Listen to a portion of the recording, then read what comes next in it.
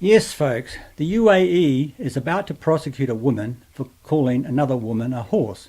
But first, let's see what Andrew Little plans for New Zealand in respect to hate speech, or should I say, what he deems hate speech. Andrew Little plans fast-track review of hate speech laws. Justice Minister Andrew Little says he's fast-tracking a law review which could see hate crimes made a new legal offence. Mr. Little said the current laws dealing with hate speech and complaints about hate speech and discriminatory action that relate to hateful expression were lacking.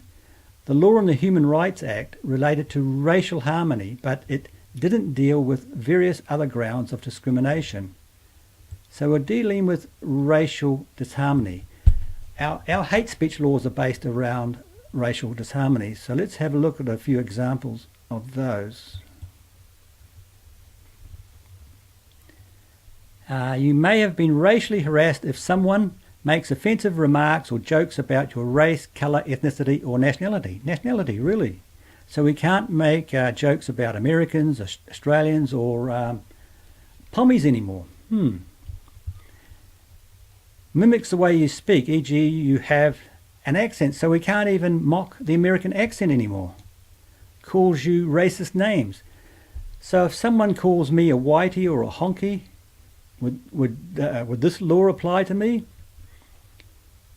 Shows you racially offensive material in the workplace. Again, if someone showed me racially offensive material, would this law apply to me? Deliberately mispronounces your name. Folks, have you tried to pronounce some Indian names lately? Now these laws are draconian, completely unneeded, and they are very draconian indeed. Now let's have a look at what's happening in the UAE at present. Now keep in mind that the UAE has a strong element of Sharia law.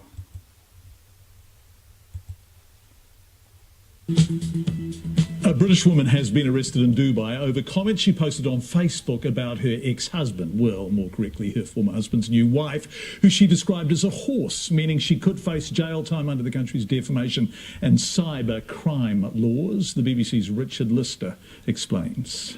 Lala Sharavesh returned from Dubai with her daughter 3 years ago, expecting her husband Pedro to follow. But he divorced her, and Ms. Sharavesh discovered on Facebook that he had a new wife. Furious, she posted, "You married a horse, you idiot." You married a horse, you idiot. And she may be right.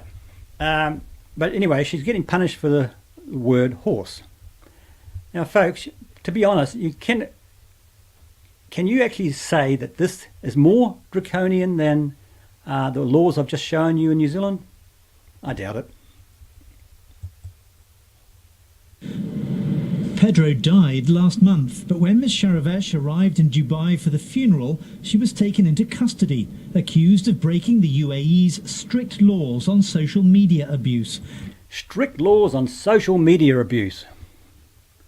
Now that's rich coming from One News, the propaganda arm of the left.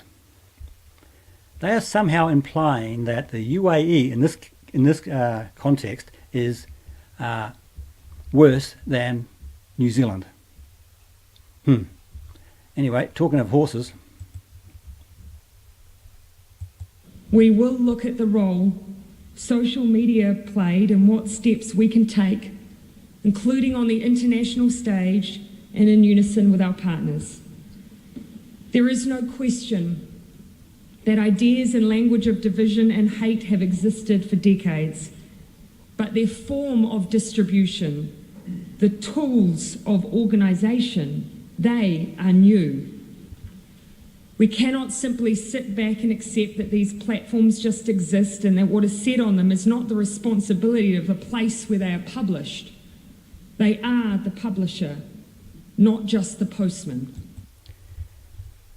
Folks, our media has just mocked the UAE for punishing a woman for calling another woman a horse. But that is exactly what Jacinda Ardern is doing here by silencing speech.